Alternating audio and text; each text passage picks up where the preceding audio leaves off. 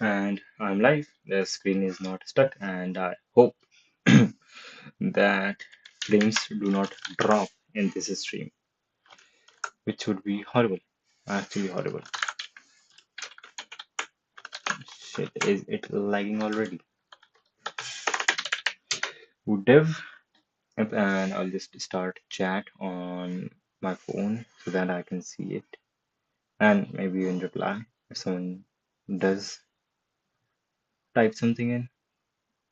Right, 41 seconds, and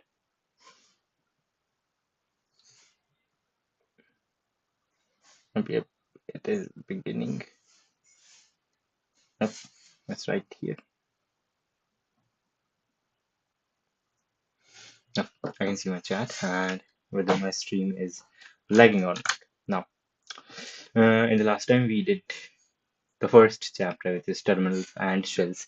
So, what did we figure out in that? It means that terminals historically, traditionally means a keyboard and a screen which lets you type in some and take input and put it on the screen. That is a terminal. But nowadays, what we are using is are terminal emulators, not terminals themselves. And then what are shells? Shells are programs which take instructions, the things, the text that we write in a terminal and process them in whatever they process and put out whatever the result is on the terminal so that we can see it. Now, what is a file system? Let's see.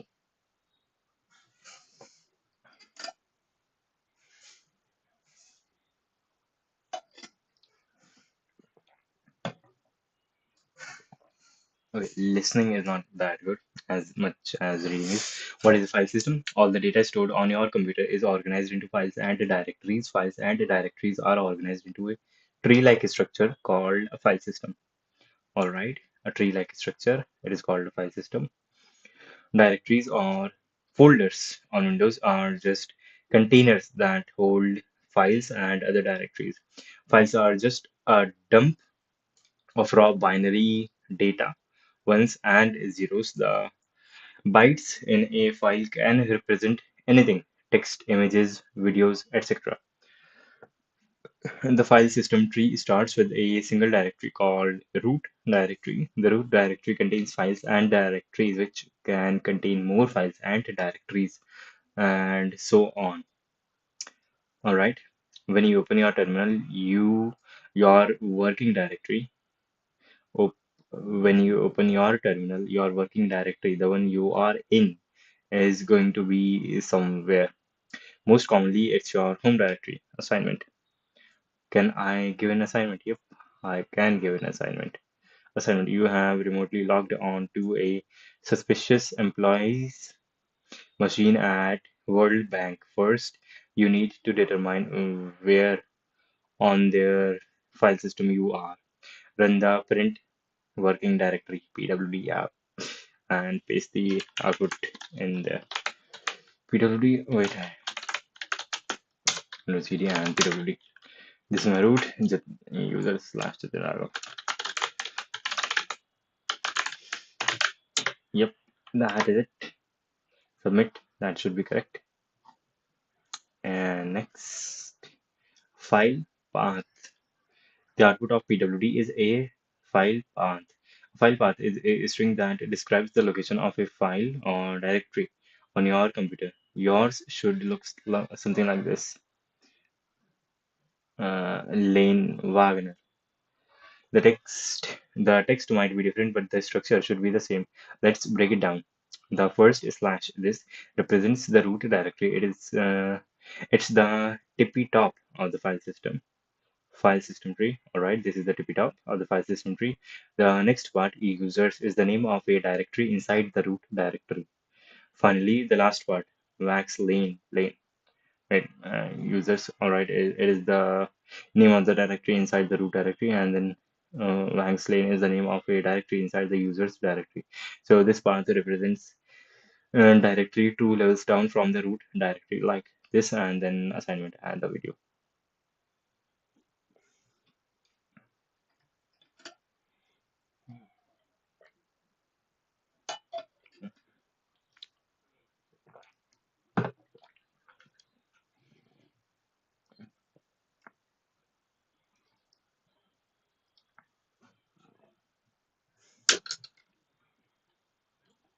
My bad. Screen seems to be stuck. Yep, shit. It is very horrible. Screen is stuck. Shit. And if I didn't have my phone running the stream, I wouldn't have seen it for a while. Yep, I wouldn't have seen it. Now it will update and it will become better. Yep, and here we are. System in the hierarchy. From there, everything is nested inside a tree of directories, with each directory in the file path separated by a slash. Now, if the path you're looking at points to a file, then the last section of the file path will just be the name of the file. But if you're looking at a path to a directory, then the last section will be the name of the directory. To give an example, in this hierarchy, the path to homework.txt is /documents/school/homework.txt. And the path to the work directory is just /documents/work. Yep. The assignment. Assignment. Time to start digging for evidence. If you are on Windows, again, make sure you are in the Ubuntu WSL terminal. Copy paste and run the command below to download World Bank directory from GitHub.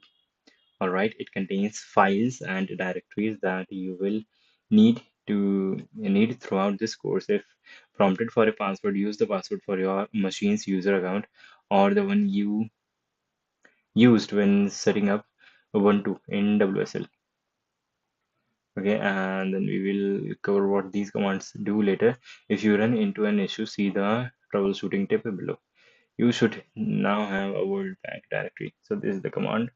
This thing, curl, and then L. I don't know about the L command, but this thing will make a request to this URL, and whatever is the output for this, it will be outputted in this name.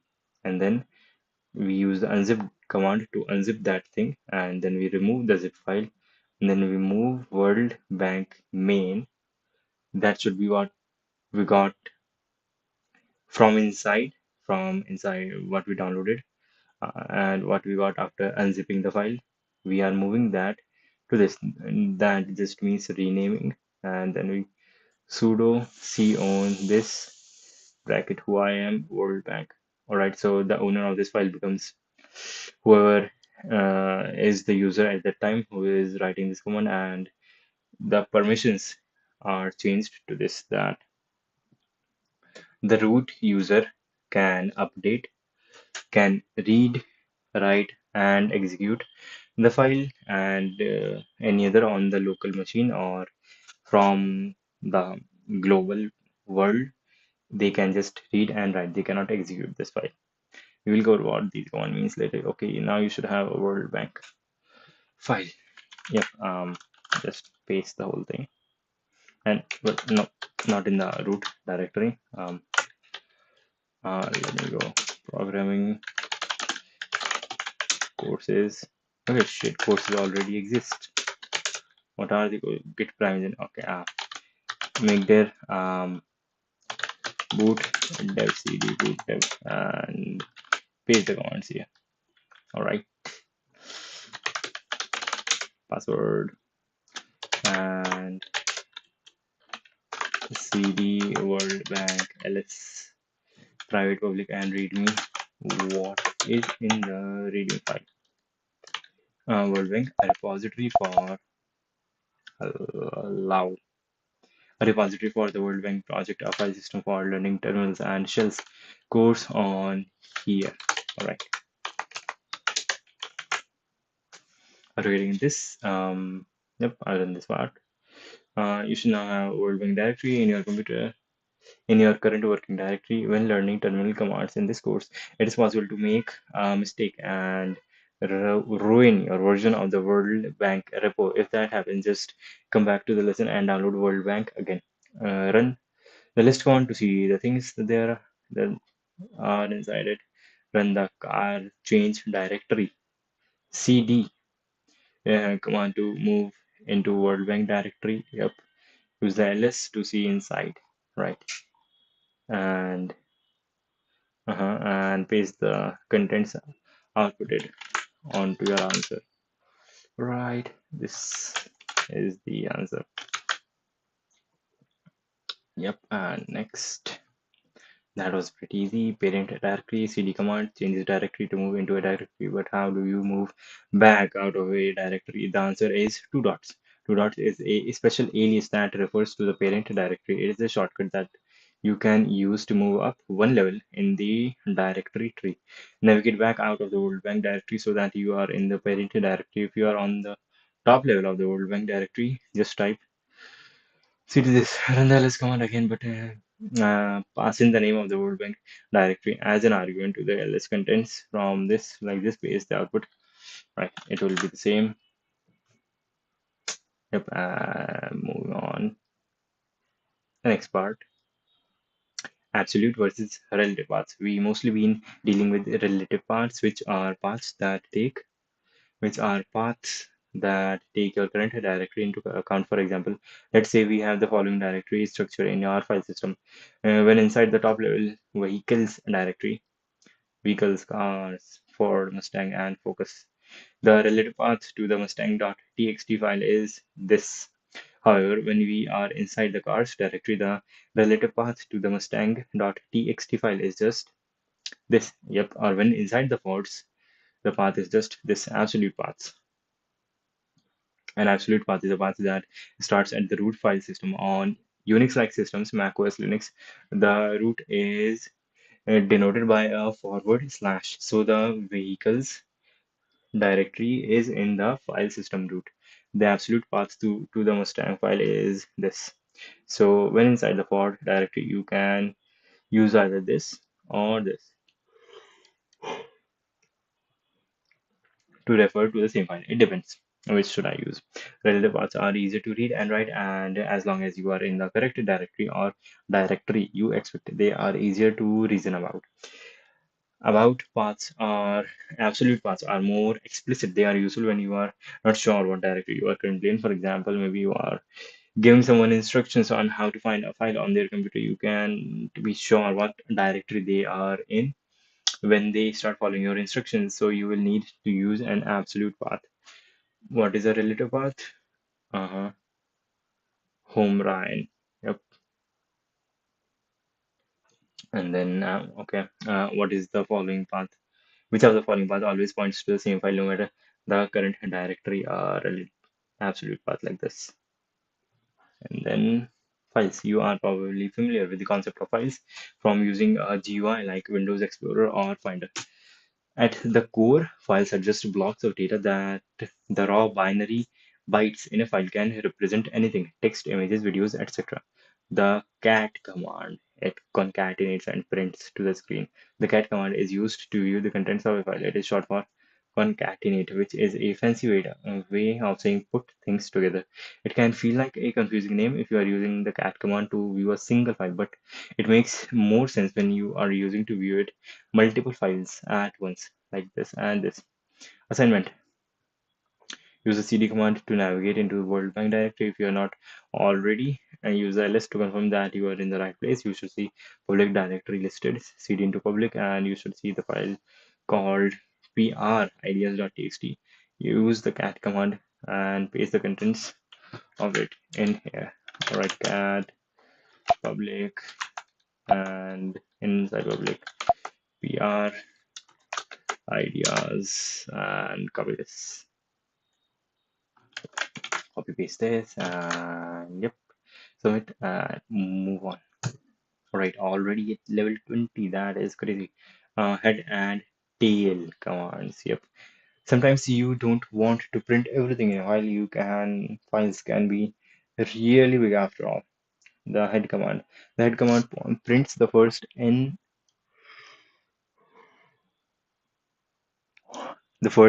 lines of a file where n is a number you specify, like this. You don't specify a number, it would be default to 10. The tail command prints the last 10 lines of a file where n is a number you specify. Assignment. Time to start investigating the bank's transactions. Use the cd command to get into World Bank private transactions directory.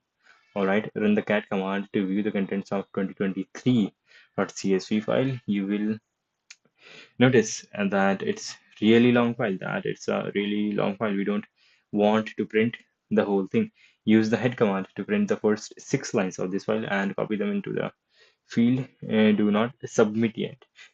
We print the first 6 lines because the first line is the header and we want to include along with the first 5 transactions. Use the tail command to print the last 5 transactions of the file and copy them into the input field. Right. Okay. So head, it is private. Yep, private transactions and 2023.csv. Yep, and okay, that is not good. I have to print only 6 lines. So this is it. And tail n5 private slash transactions and slash 2023 and csv. Right. CSV file. Here we go. And in here I will print this.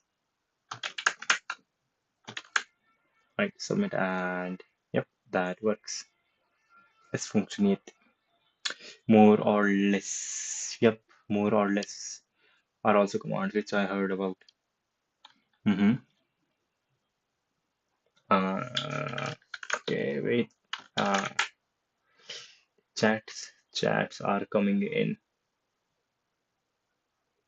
brother. I mean, right now I am coding. Yes. If you have any question, I am happy to answer. I can read the chat. You found nothing suspicious in the first, and wait. The more and less commands let you view the contents of a file one page or line at a time. As the adage adage goes, less is more. Right? Less is more. In the context of these commands, less is literally more. The less command does everything that the more command does, but also what are you exactly doing? I am exactly taking this course which is on Boot.dev, and this is a course which gives you a roadway for backend development using Python and Golang and other stuff like memory management and everything about whatever you will need to build a career in backend. And the last course is learn how to find a programming job. Yep. So it is supposed to provide me a job at the end. It's crazy, right? And back here. But my goal is just to understand. Yes, I know I can see your username, Ayush Upadhyay. Then the more command does, but also has more features. As a general rule, you should use less instead of more. Okay. You would only use more if you are on a system that doesn't have less installed. All right. But what does it do? You found nothing suspicious in the first and last transactions of 2023, but you are not done yet. It's time to dig through the middle of the file as well. Run less and pass in the path to 2023.csv file at the root in the world bank this transaction directory. Yeah.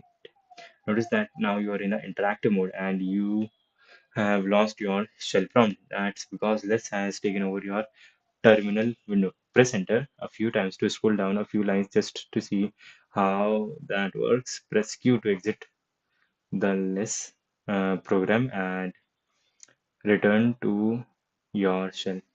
Okay, it has taken over the terminal window. All right, rerun the less command, but this time pass in the n flag to show the number of lines. Okay, less private transactions 2023.csv, and I can go down, I can go up, just like I would do in Vim. And if I put in the n flag, sorry, transactions 2023, yep, I can see number lines also, right? Rerun the list command, but this time with the n flag, right? And find line number 153, copy and paste the contents of that line into the text field and submit it. You can use Q to quit list at any time. All right, line number 153. Shit, that is going to take a bit of time. 153. We can just out there, copy it and paste it. All right, that works. And now next, less is more. And what does it mean for a program to take over the shell prompt to hey, okay, this is the next one. What does it mean?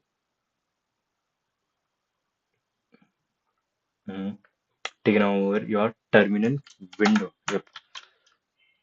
What does it mean for a program to take over the terminal window? How do programs like Vim work that take over the whole terminal window and then display stuff over there? When a program takes over the terminal window, it means that instead of simply printing, mhm,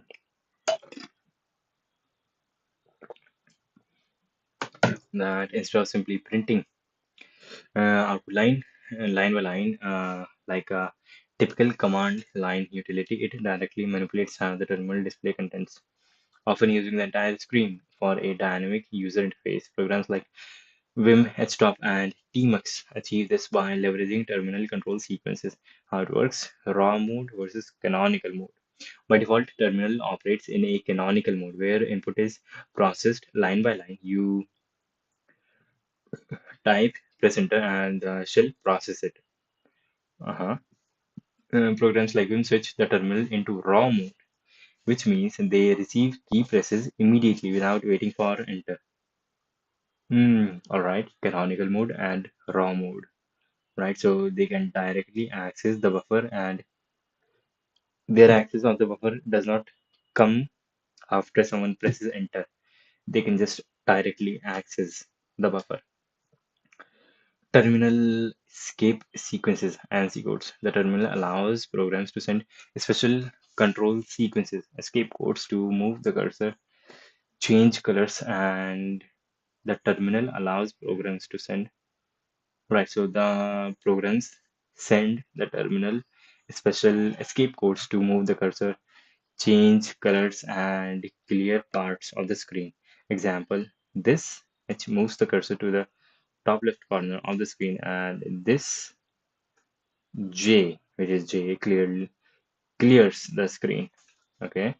N curses library for terminfo, termcap.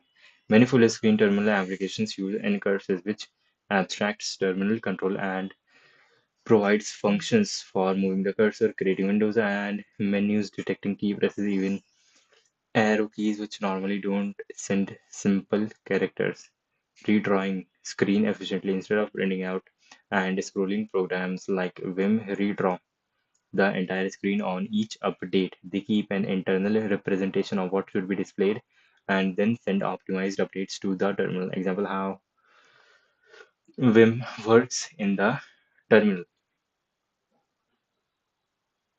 Mhm. Okay.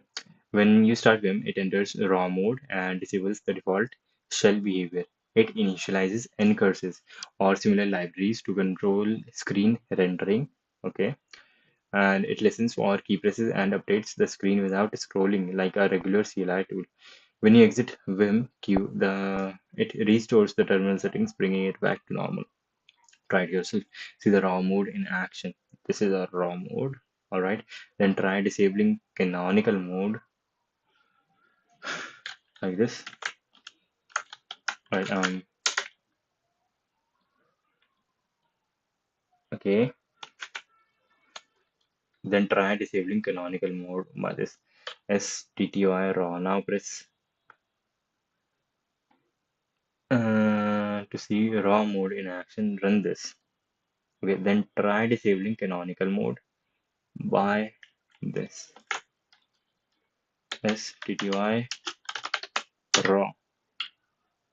Okay, I am in raw mode.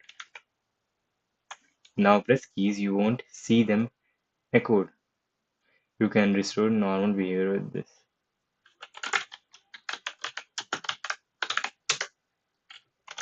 Okay, I won't see them echoed. Would you try making a simple program that does something similar? Nah, not right now. Don't want to make my own Vim right now. Right. On touch. Touch is used to create a file. The touch command updates the access and modification timestamps of a file by default. If the specified file does not exist, touch will create an empty file with the given name. Because of this side effect, you will often see this command used to quickly create new empty files. Like touch this, you can also create multiple files at once while listing them like this. Touch can be very handy when writing scripts because it ensures file exists without altering existing ones, creating new files only if necessary. Assignment. You discover a discrepancy with the credit card files. World Bank is supposed to keep credit history records, but they aren't. Change into World Bank public products credit cards directory. Create a new file named credithistory.txt so they can keep track of that information. Use ls to verify that the file has been created successfully. Uh-huh. So the use ls to verify. Okay. Pass the paste the contents of the credit cards directory into the next text field and submit it. Okay. Credit card cd of touch public, and what are the things, products, and what are the things in that credit cards. In this I have to write make credit history.txt. Yep, that is it. Credit history.txt. Yep, and now ls public products credit card credit history.txt, and oh shit, my bad. ls credit cards. Copy this, paste here, and here we go. Now, directories. As you mentioned before, our directory is just a location in a file system that can contain files and other directories. One, on some systems, directories are called folders, but it is the same thing. The make dir command creates a new directory inside the current directory like this. Assignment. During the day you find that a file appears to be out of place. Make sure you are in the credit card directory. Run ls from here. You will see tbills.txt. Ensure tbills are a type of investment, not a credit card. Go back to the products directory and create a new directory called investments. List the contents of products directory and paste them here. Right, in products I have to create investments. Mkdir public products and investments, ments, investments. Yep, investments. And now public products. These are the products. Copy, paste, and here we go. Move. The move command moves a file or directory from one location to another. You can use it to rename a file or to move it to a different directory altogether. Your working directory can't be the directory you are moving, right? Renaming a my working directory cannot be a directory that I am moving. Renaming a file, old name, new name. Moving a file from a current location to another nested directory, file name, and the new path. Moving a file from the current directory to the parent directory, file, and the new destination. If you don't want to rename the file, you just want to move it, you can omit the file name. All right. Assignment: move the tables file from this to the from this into the World Bank investments, and list the contents of investments and submit them. All right. Move private and and it was not in private. Where is that file? There are World Bank public products credit cards. All right. Move public products credit cards, and then this should contain it. Yep.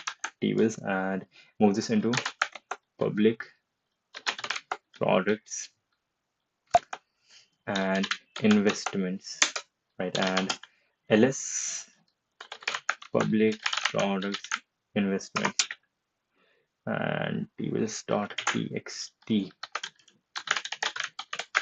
Tables.txt, that is it. That is all I see. And move on.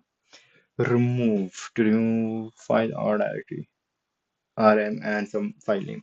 You can optionally add r to tell the remove command to delete a directory and all of its contents recursively. Recursively is just a fancy way of saying do it again on all the subdirectories of their contents.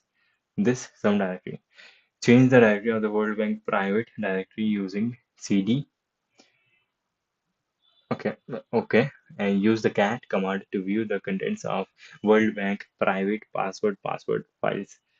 Right, there is a big problem here. It looks like someone is doing password matching in plain text, storing password in plain text even on a private machine. This is a big risk. Delete both passwords directory and passwords.txt file within it. List the contents of private directory to make sure the file is gone. All right, cat private passwords password.txt, and okay, they are being stored in plain text. Remove recursive private passwords and ls private. All right, this is what I have to write in here, and now we move on. Copy cp command, cp source and destination. You can also copy a directory and all of its contents using r, capital R flag. All right, that I didn't knew, but now I know. Take a look inside private transactions directory. You should see a few lines containing transactions from different years. Look inside the backups directory. Inside of transactions, it looks like something is missing. Copy the missing file from the transactions directory into backups directory. So there is a backup of all the transactions. All right. CP, look inside backup. It looks like something is missing. Copy the missing file from transactions. What are the missing files from transactions? Private transactions. All right, and cd backups. I list this, and backups. In backups, the file that is missing is 2022. So cp copy private transactions 2020 to private transactions backup. Yes, that is it. And what do I have to do? List the contents of the backups directory and put them into the input field, which should be equal to this, like this. Here we go. Moving on. home. In a Unix like operating system, a user's home directory is the directory where their personal files are stored. It is also the directory that a user starts in when logging into the system. I recommend doing all of your development work in your home directory. For example, I like to create a workspace directory in my home directory, and all my programming projects live in a subdirectory. They live in subdirectories. They're danger from your home directory is where you want to spend most of your time. Many of the other directories on your machine are critical to the operating system in or other programs. Be careful when working in other directories like bin etc, where bin contains binaries for programs, for commands, etc for I don't know, and var I don't know. You can mess up your system if you are not careful. The alias this. My home directory on Mac is located at this. The tilde character is an alias for your home directory. So when you want to go to home, I don't have to put in this. I can just do this. All right. What does the file path this refer to? Workspace is a file in the home directory. Workspace is a file in namespace is a namespace file is in workspace, which is in the root node. Namespace file in a workspace directory in the home directory. Yep, moving on. Grep, that is it. Grep is it. You might be used to nice graphical interfaces that allow you to search for text in files, usually Control F or Command F. But what about when you are working on a terminal? As it turns out, once you are used to it, searching for text in terminals on a CLI can be much faster than using a GUI. The grep command. The grep command allows you to search for text in files. It has a ton of capability, and we will only be scratching the surface of its true power. Basic usage. The most basic use for grep is to search for a string in a file. For example, if you want to search for the word hello in the file words.txt, we could run this grep hello in this file. This will print out every line in words.txt that contains the word hello. It is a case sensitive search, so it will only match hello, not hello or hello. Assignment applications often write their logs to files on disk. These logs can contain useful information about what the application is doing and can also be used to debug problems. As a security auditor, you need to dig through these log files to find evidence of suspicious activity. Use the grep command to find lines with the word critical in all caps in the World Bank private log 2024-25 private logs. Okay. Grep critical uh, in private logs 20 20 2024 2024 110 dot log, and this is the output, and put it here. Right, and that works. Grep multiple files. All right, I can grep multiple files like that. Recursive search. You can also search an entire directory, including all subdirectories. For example, to search the word hello in the current directory and all subdirectories. Okay, if I do go here, go to my home and grep hello in every file. Hello is a dash is a directory and recursive also. I have to provide in say all right, these are the files where hello exists. It is searching. All right, let it go. Use the grep command to find all the lines with the word critical in the logs. Paste it here. All right, and that is a lot of files. I'll just go back where I was working, which is programs cd courses boot.dev, right, ls cd world bank grep recursive what critical find critical and private logs.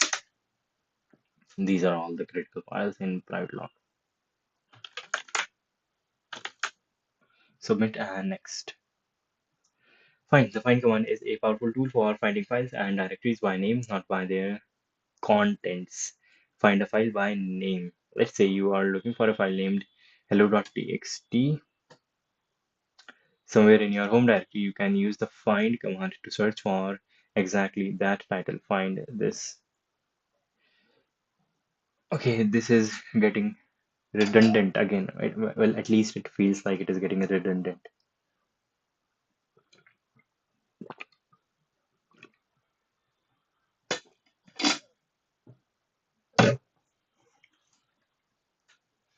The find command can also search for files that match a pattern.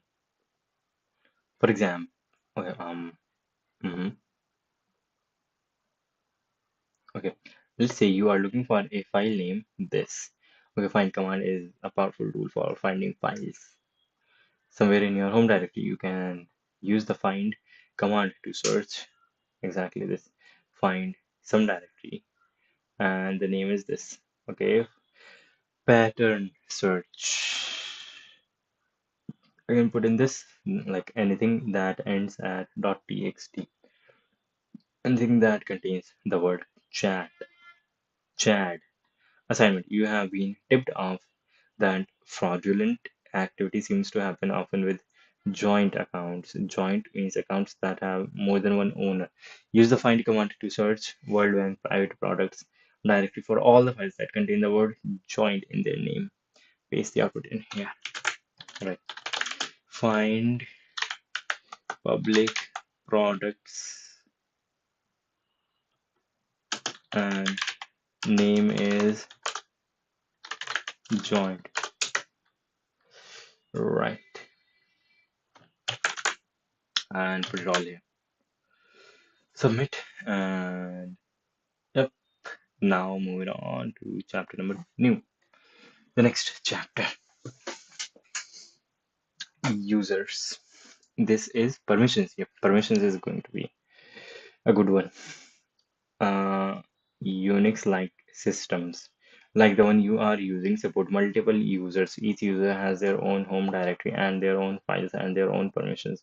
If you are like most people these days, you are the only user on your machine. It used to be more common for multiple people to share a single computer and or for multiple people to do their work on the same computer over a network. The sudo keyword lets you run command as a super user.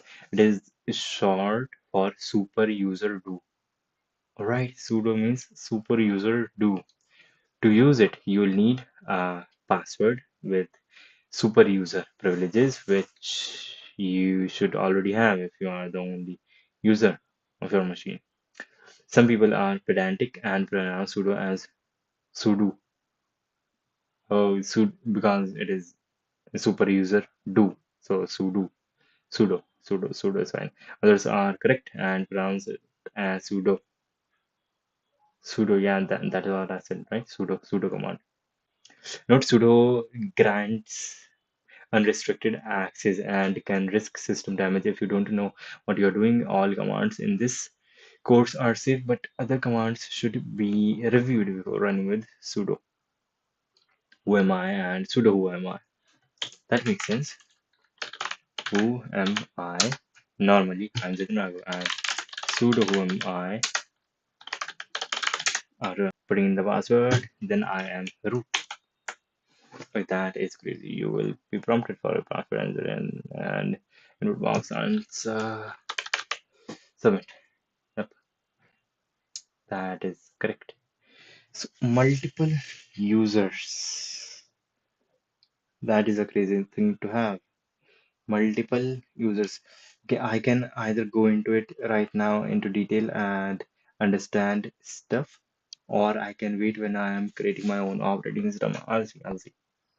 In a Unix like operating system permissions control who can do what to which files and directories. The permissions of an individual file or directory are visually represented as a 10-character string, like this. Okay, let's watch the video. In a Unix My bad. based operating system like macOS or Linux, all files and directories have a set of permissions associated with them. Now, there are two ways that we break down those permissions. The first is who has the permission. The second is what permission do they have. Now, in regard to the what, any user accessing a file or a directory may or may not have access to read it, write to it, or execute it. Now, all of those permissions, both the who and the what, are represented by a 10-character string. The first character is always either a D or a dash. If it's a D, all that means is this is a directory. If it's a dash, it just means this is a file. The next three characters, RWX, represent the three permissions that we talked about: read, write, and execute. And the who that they apply to is the owner of the file or directory. The owner is usually just the user that created it, but it can be changed manually. Now, this RWX section can have several different states. Each permission can either be granted, in which case the letter is present, or it can be a dash, in which case the permission is not granted. So, for example, RWX means that the owner can read, write, and execute, while R-X means that they can only read and execute, but not write. And R dash dash means that they can only read. Finally, this set of RWX permissions is just repeated twice more. The next set applies to the group instead of the owner, and the last set applies to everyone else. So to break down a full 10-character string, let's take the example of D RWX R-X R-. The D means that this is a directory. The RWX means that the owner can read, write, and execute. The R-X means the group can read and execute. And the R-, just means that everyone else can only read this directory. That is pretty cool with amazing editing. And that is just the gist of all of this. Right, which permissions allow everyone to read.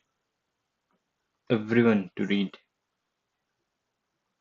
That one. Now, next permission, which permission allow the owner to execute. This one. Owner can execute. Changing permissions. chmod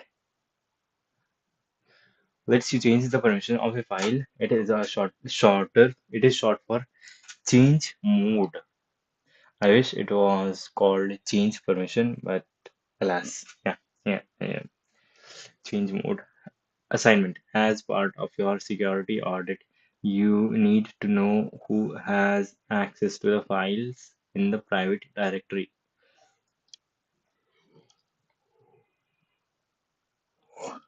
My bad. The ls command has a -l option, lowercase l, that will print out the permissions of each file and directory in the long format. List the files in World Bank private directory along with their permissions using this so that using L so that you can see the current state of affairs. When changing the permission of the private directory and all of its content so that the owner can read, write. Okay. So that the owner can rewrite, group can do nothing, and others can do nothing. And this is the format. In the command above, U means user, group, and others.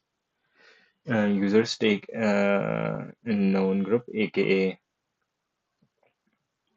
U means user, aka owner, G means group, and O means others. The equal means set the permissions to the following, and the RWX means read and write and execute. The G equals O equals empty means set group and other permissions to be nothing. The R means recursively, which means do this to all the contents of the directory as well. Be sure to replace directory with the path to the private directory. with the path to the private directory, right? Remember, this is the special symbol for current directory. Once you have changed the permission, run lsl command again to make sure they have been updated. Paste only 10 character permissions string to update private directory into input file and submit your answer. What is the answer? Wait, I have to change the permissions for first. I have to see lsl private, right? And that are the permissions now. Chmod as sudo, I suppose. It works even like this. Chmod, do this recursively. And what do you do recursively? The user has all the privileges. Read, write, and execute. And then a comma. Yep, a comma. G equals nothing and O equals nothing. Or private. Yep, and ls again. And this is the thing. Total is 0. I don't know why total is written there. That shit. I have to remove this. It seems that is again wrong. Okay, that is horrible. That is fucking horrible. Once we have changed the permissions, run and paste only the 10 character permission string of the updated private directory into your input field and so on.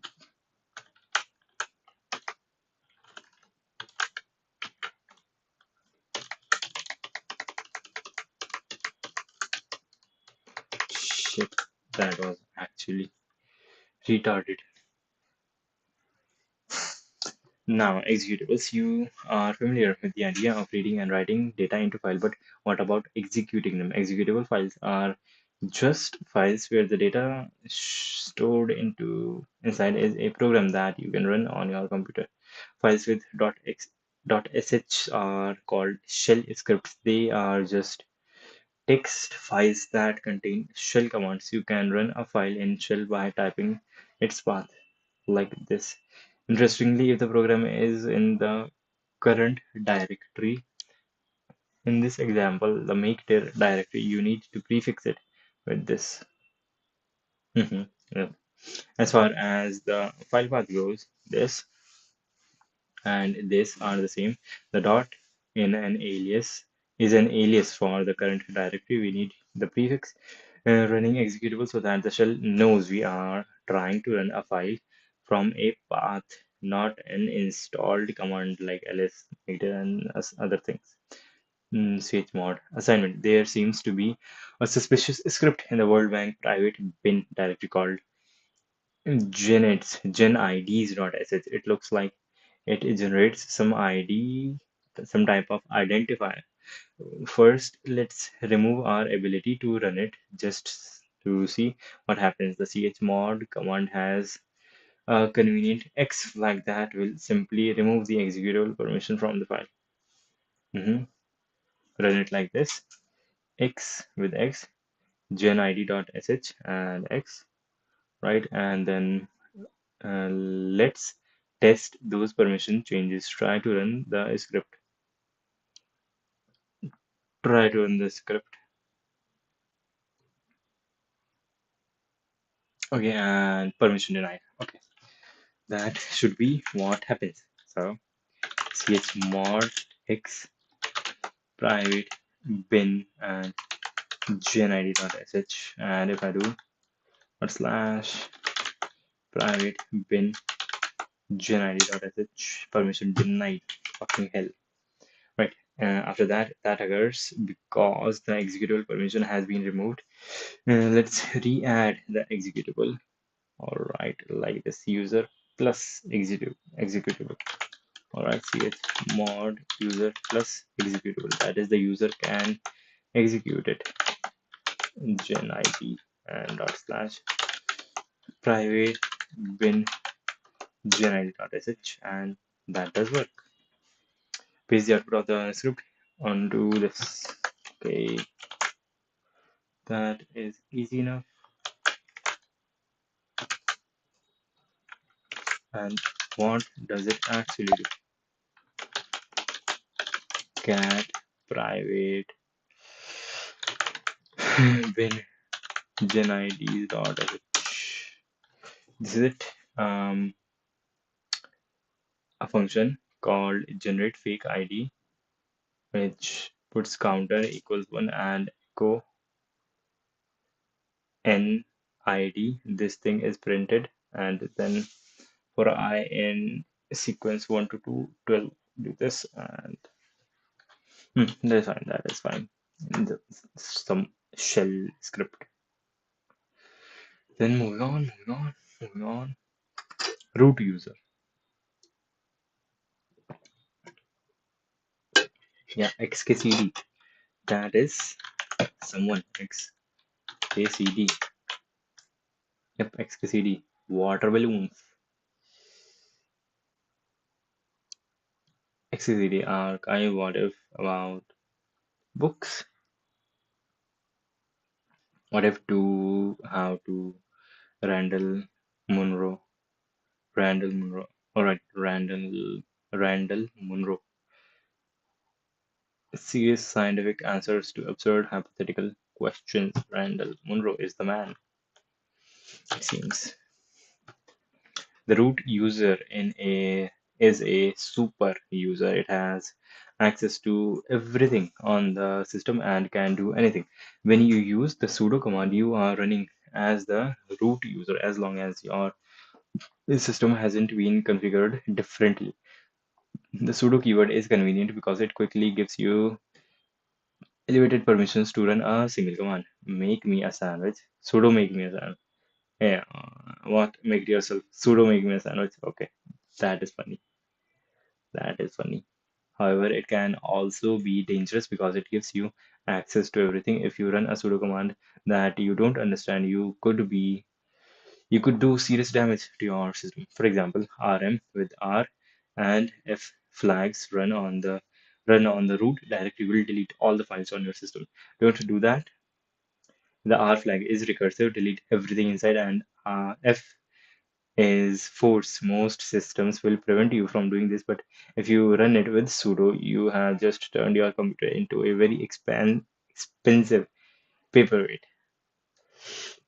Shit, the temptation. Sudo R F and root.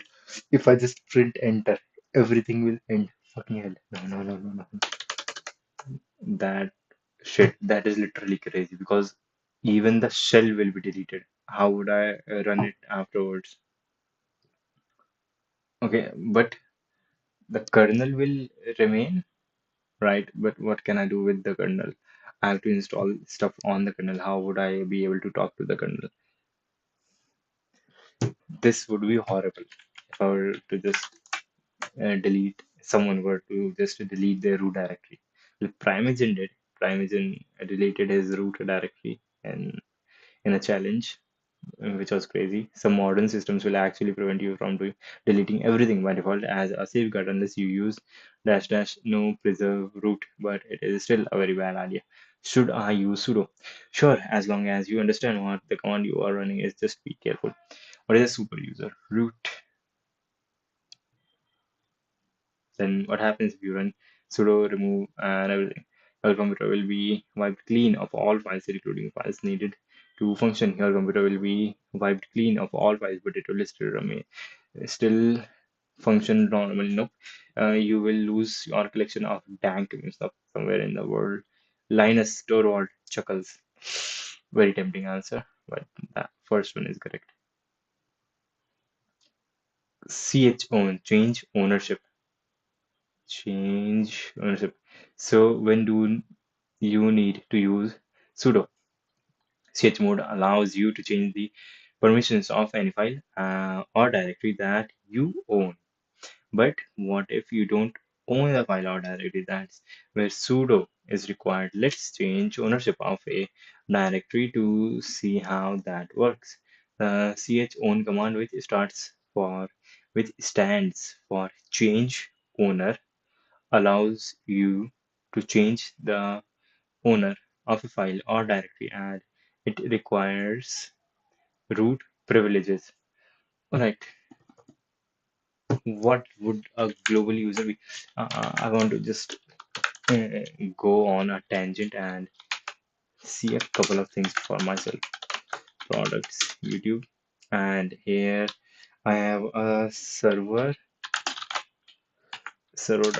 and can I run it on port 22, which means SSH session. mm,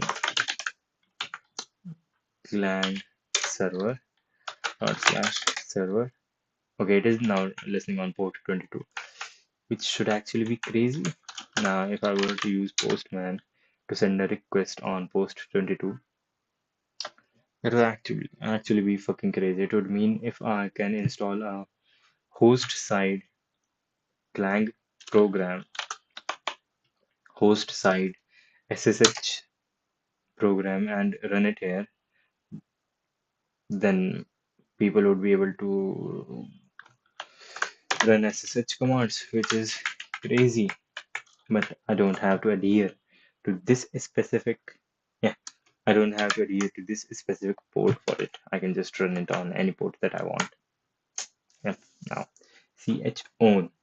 So when you, ch own command, which stands for change owner, allows you to change the owner of a file or directory, and it requires root privileges assignments. Change directory into World Bank Private. Take a look at the contents with ls. You should see a directory called contacts. Take a look at its contents. You should change directory into go to the private, take a look with ls, and you should see a directory called contacts. Take a look at its contents. You should see a file called emergency.txt. Take a look inside that with cat. It seems like it has some personal contact info for family employees. We don't know whose this is, but we are pretty sure it should have access is strictly limited. Let's change the ownership of the entire contacts directory to root. Run this command in private. Okay,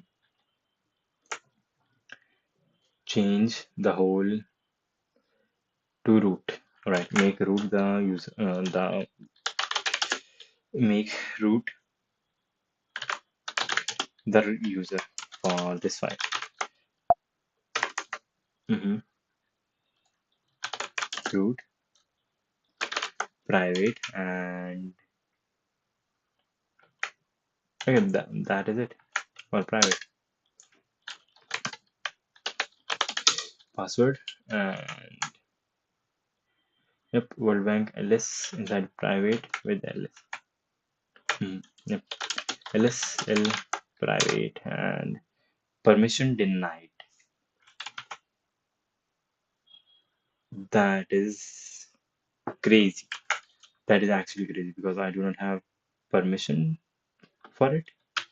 Ls permission denied. That is wrong. Shit. Um,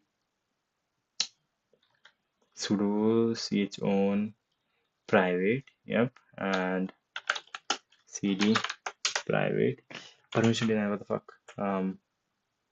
Sudo chown contacts root.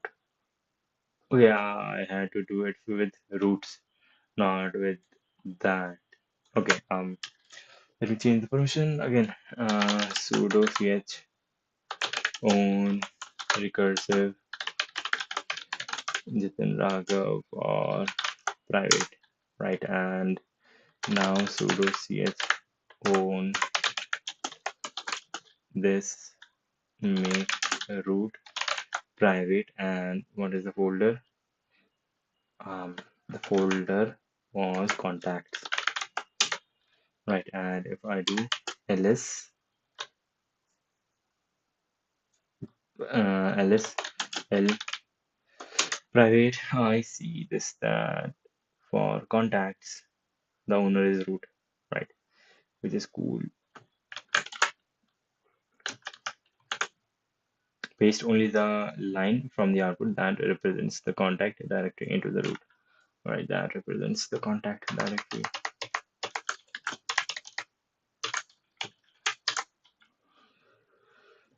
that is it. Yep. And now the last lesson in this chapter, which is using sudo. Before you start this assignment, make sure the permission on the World Bank private contract directory are these, so that owner that the owner is root and that you are on not signed in as root. If you have been following along, all of these should be true. You should check with lsl command, and yep, it is true. Assignment: you told senior staff about the contacts and directory and its content, and they have decided to delete it entirely.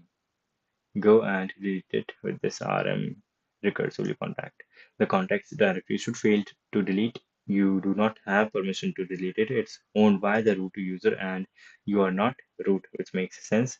Try again as root using sudo. Once you have confirmed that you were able to delete it, run the ls command from inside the private directory. Paste the output of the private directory's content into the empty field here. But before that, I would like to see what the contents of it are. Sudo ls sudo cat private contacts and inside contacts. What is inside contacts? Sudo private ls private contacts emergency.txt. So sudo cat private contacts emergency.txt. Right. Susan, wife of John, and all of details. All right. Sudo rm recursively private contacts and ls private. Is that it? Ls private. Yep. This is the contents. These are the files inside this. Now submit. Now I am in guest mode. Yep, now I'm in guest mode. My privileges have been stripped away from compiled versus interpreted. A program that is just a set of instructions then that a computer can execute, and an executable is just like a file that contains a program. The word program and executable are often used interchangeably. Broadly speaking, they are two types of programs: compiled programs and interpreted programs. A program is just a bunch of instructions written in a way that a computer can carry out. And in a nutshell, there are two kinds of programs: compiled programs and interpreted programs. For our purposes, the real difference between the two is just that compiled programs do not rely on any other program. What was it?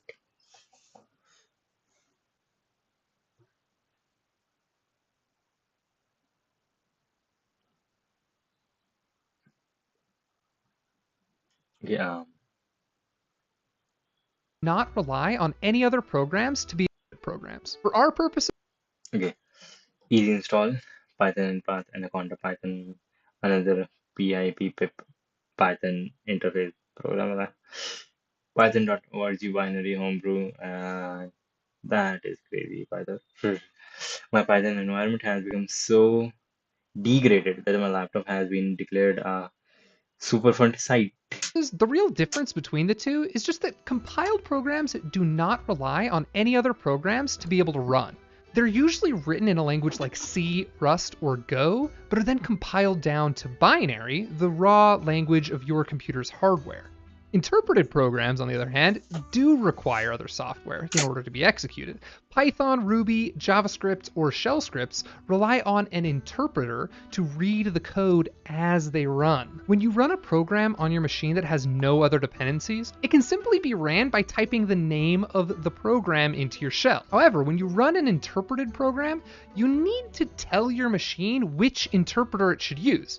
For example, to run a compiled program called text editor, you might just type /text editor. To run an interpreted Python program, you might have to type python texteditor.py. And that's because the first one is a compiled binary. It's just ones and zeros that your machine knows how to execute.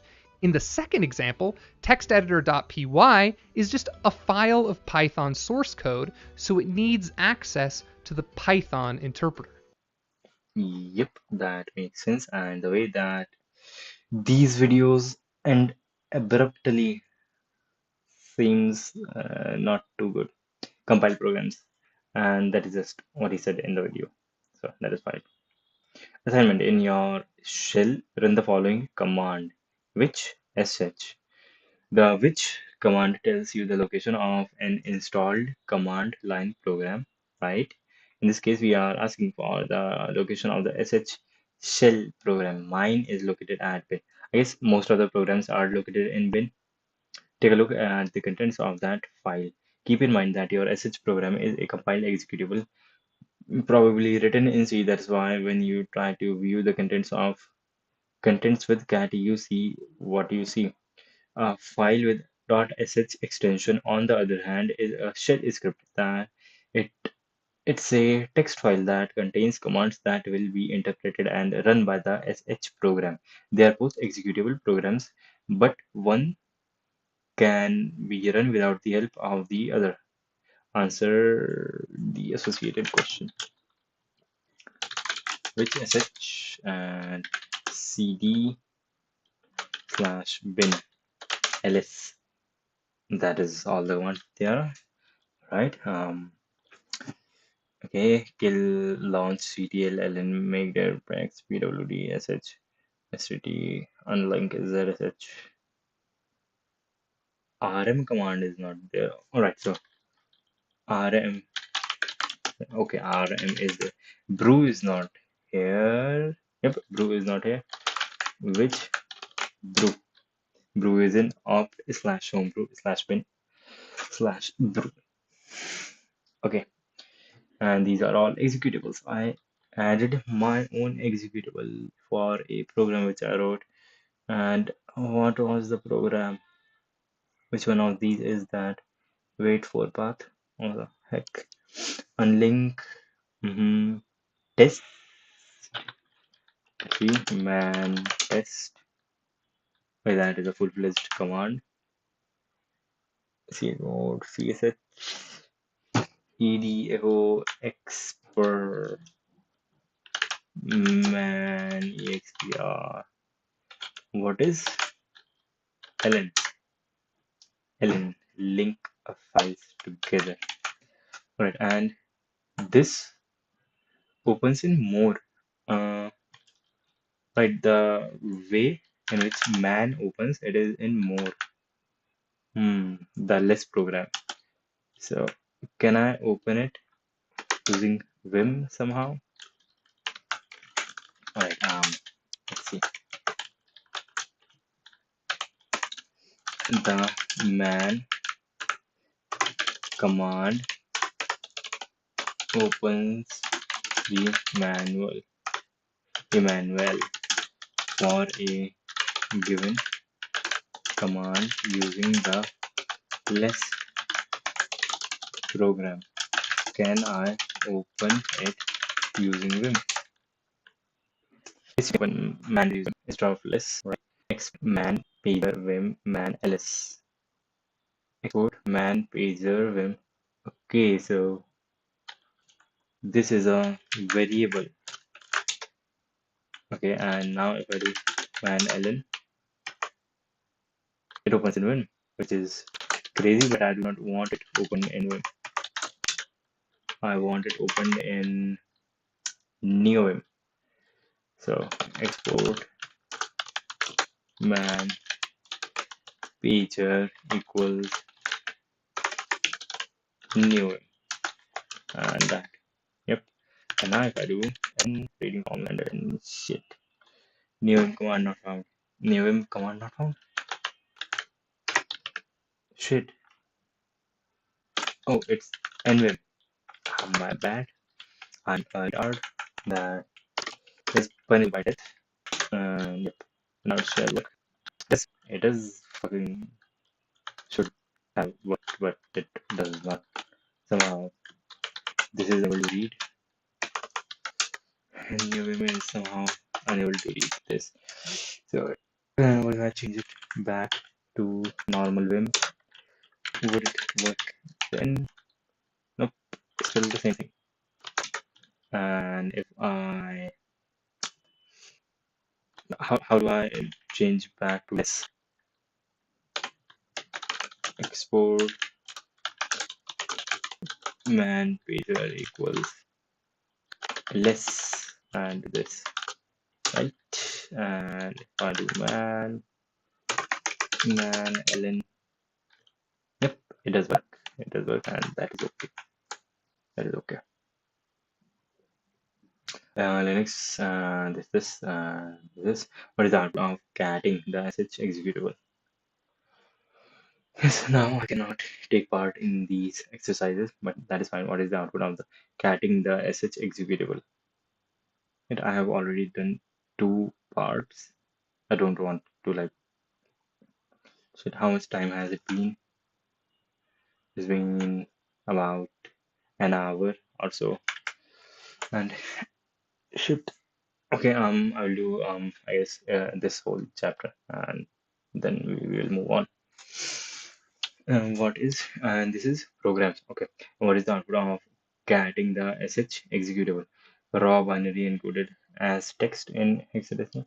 What is the output of getting the sh raw binary encoded as text in hexadecimal? Raw binary encoded as text in zeros and ones, nothing a bunch of gibberish raw bytes attempting to be interpreted as text. Yep, the third, the last one.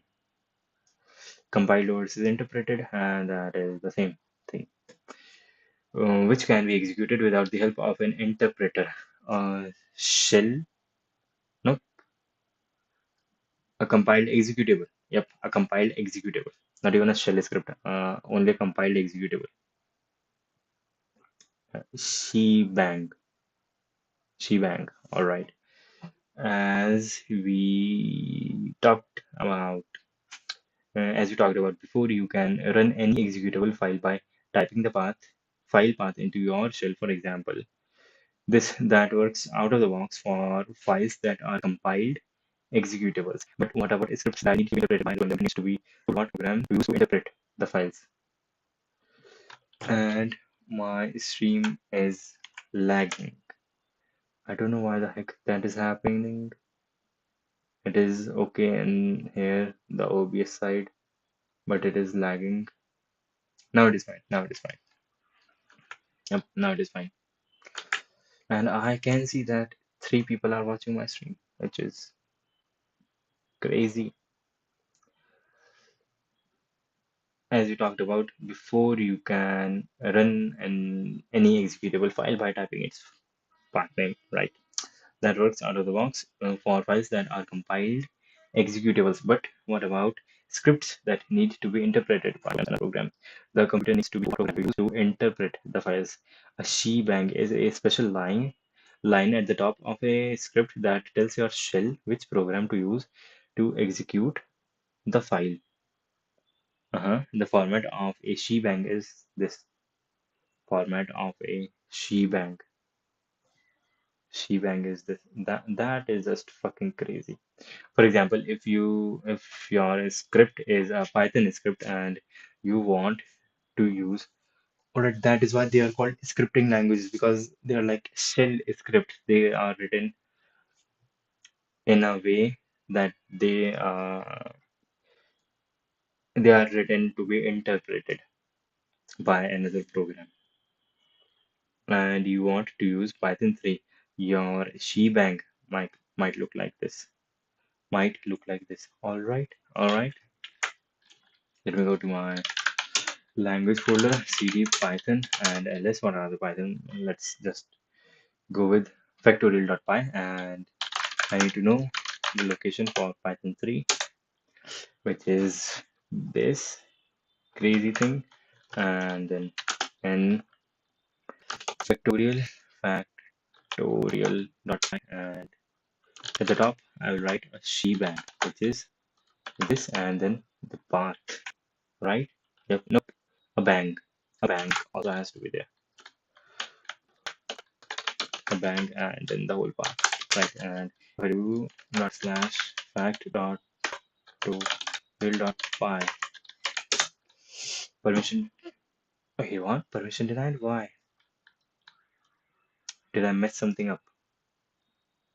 Permission denied. ls l not. Alright. Yep, I am the user, and why are these not executable? Oh, these are not executable. Okay, let me change. Chmod change user plus executable x for this directory and recursively, right? And now factorial.py, enter number. Yep, 10.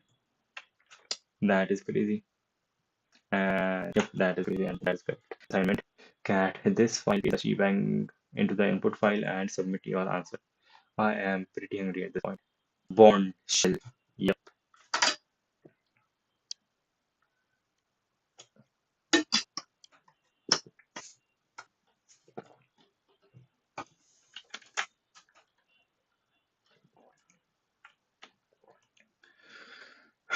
Executable. Shebang. That is a nice sounding command name. Is my screen stuck? Nope, it is not stuck. As we talked about before, if you are using Ubuntu on WSL, you are probably running a bash shell. If you are using Mac OS, you are probably running a ZSH shell. Uh-huh. If you are running a raw Linux installation, I pray you already know what you are using. To get hand wavy about it, I want to explain that these shells are likely to encounter SH, which is the bound shell. This is the original Unix shell and is a POSIX compliant. It is very basic and doesn't have many quality of life features. Bash born again shell is the most popular shell on Linux.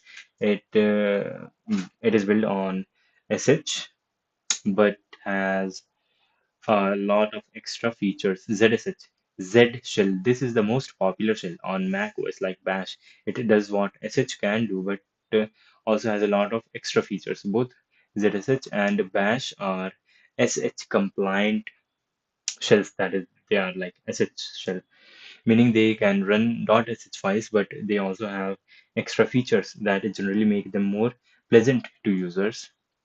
For your purposes, the difference between the ZSH and Bash are not super significant. Everything we do in this course will work in both the shells. Dash and Dash are supersets of Dash. ZSH and Bash are supersets of SH. Yep, this one. And can do anything SH can do and more. Yep, that is correct. Let me go to the washroom for just a minute. I'll be right back.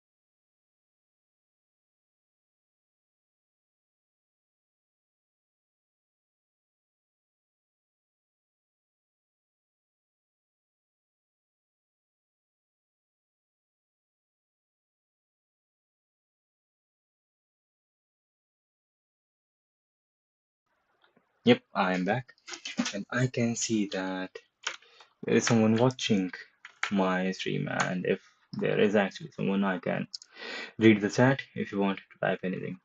Shell configuration. Bash and ZSH both have configuration files that run automatically each time you start a new shell session. These files are used to set up your shell environment. They can be used to set up aliases, functions, and environment variables. These files are located in your home directory in tilde and are hidden by default.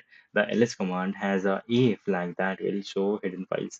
If you are using bash, bash.rc is the file that you want to edit, and if you are using zsh.rc is the file that you want to edit and create it if it does not exist using the touch command. Now, assignment. As part of your audit, you are trying to figure out what shell commands run automatically when a user logs in to the machine. You need to confirm which shell configuration file is being used. Nano, let's go into it and edit the file.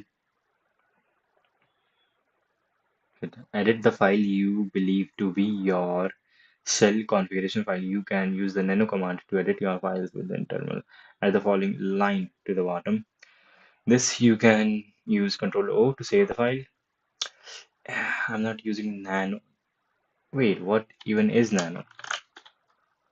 What is nano in terminal?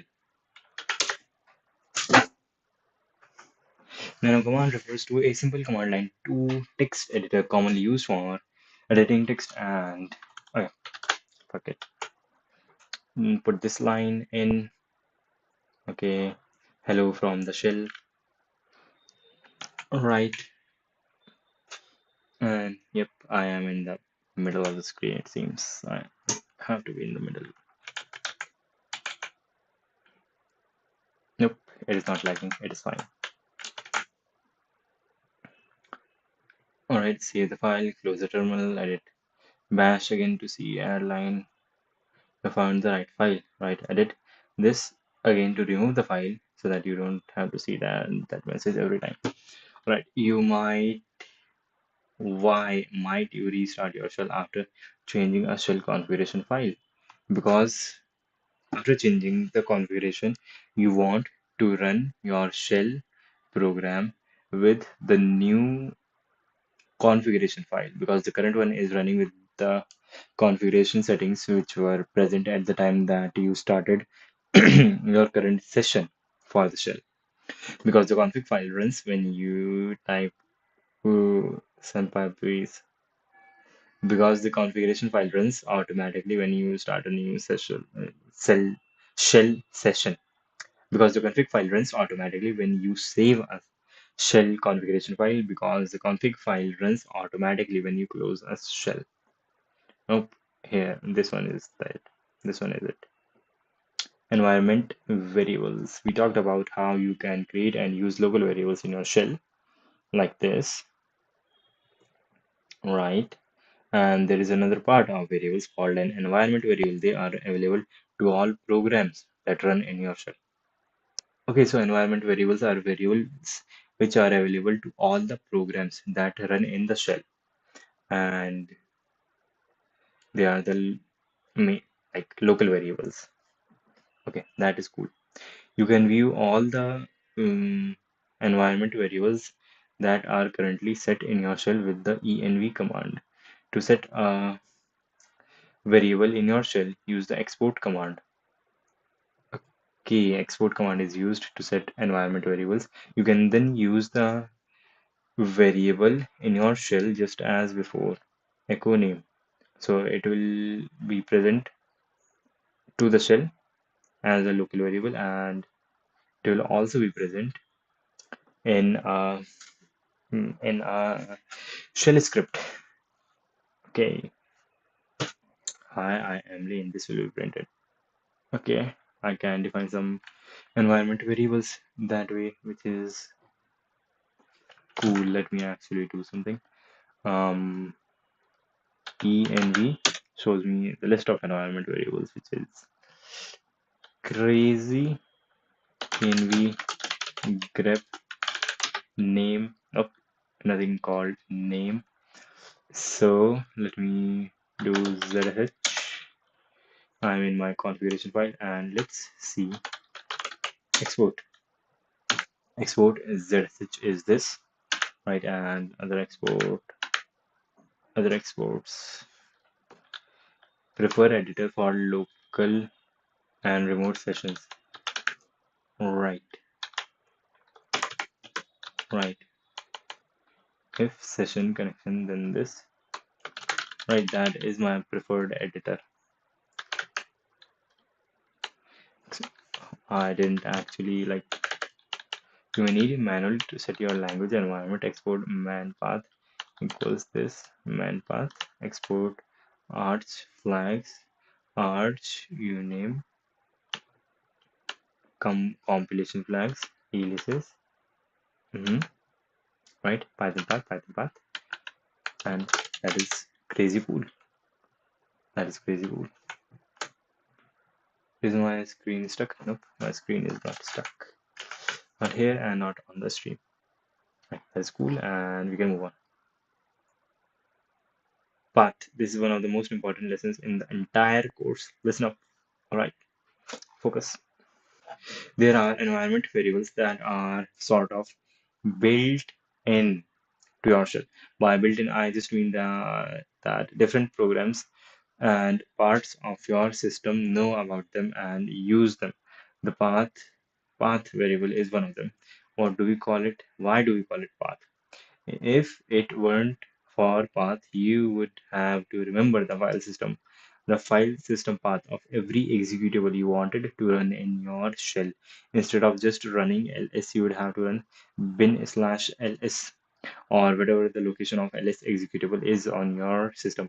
That is not very convenient. The path variable is a list of directories that your shell will look into when you try to run a command. Path variable is a list of directories that echo path. This is a path, the path. This is a list of directories. User/jatin dot local bin. Alright, this is a list of directories. That is cool. That is cool. This is a list of directories in which when I run a command, my shell will look into these directories to find the command that I am running. That is cool. Right, this echo path and this. You should see a giant list of directories separated by colons. Each of these directories is a place where your shell will look for executables. For example, write a path like this. Okay, let me do some experiment, which is a crazy experiment.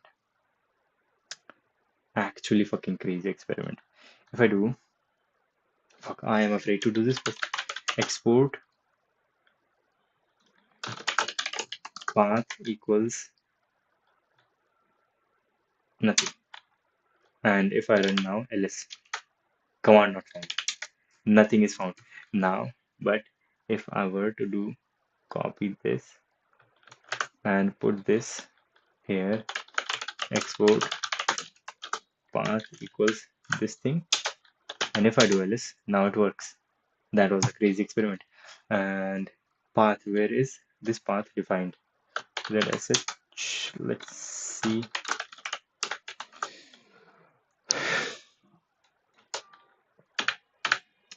Some variables are built in.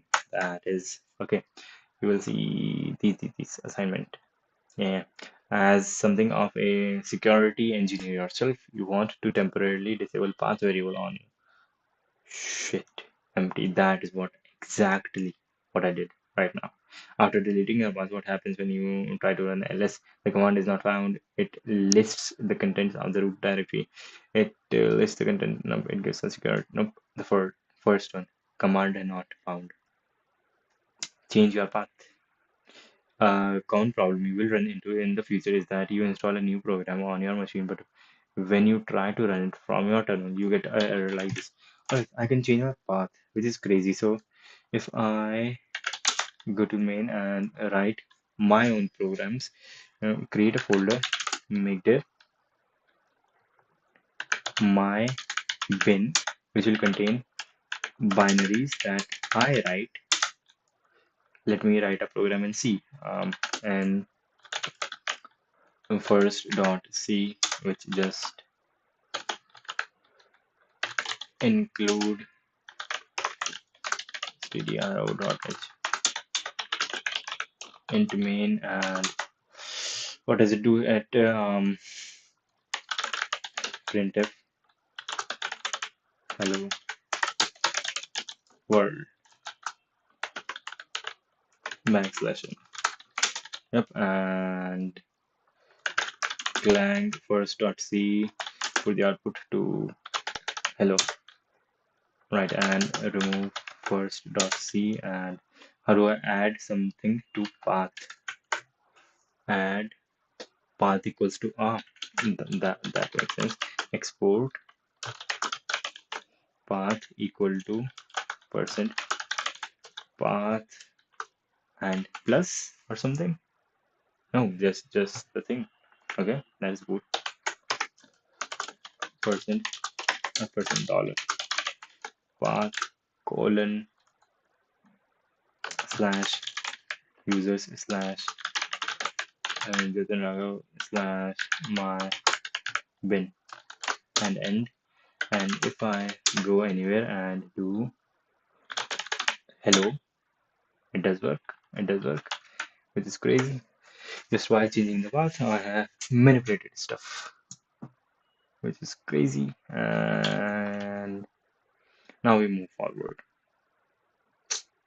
That was the assignment, to write some to add a new path.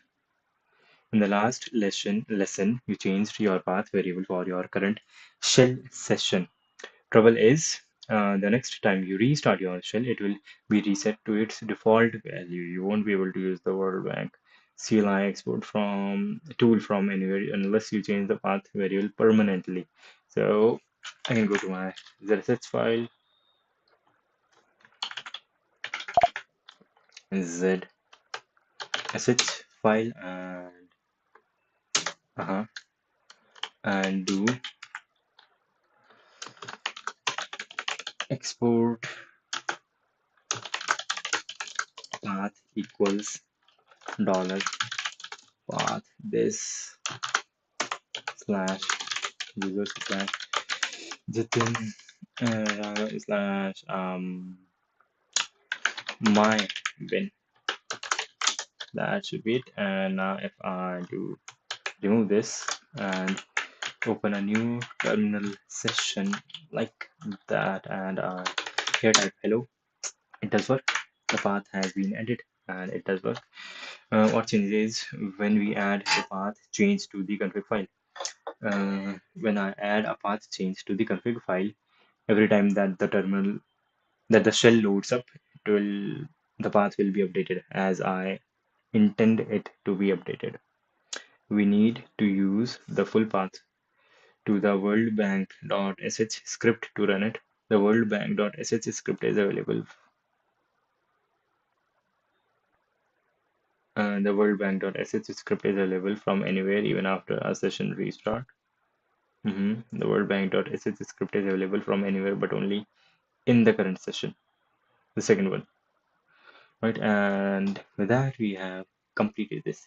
Read the friendly manual, RTFM. Man is the command. Should There are a bunch of lessons in this also. Now we only have input and output and packages remaining, which we will do tomorrow. And for now, this is the end of the stream. I have been streaming for 1 hour and 40 minutes, which is not much, but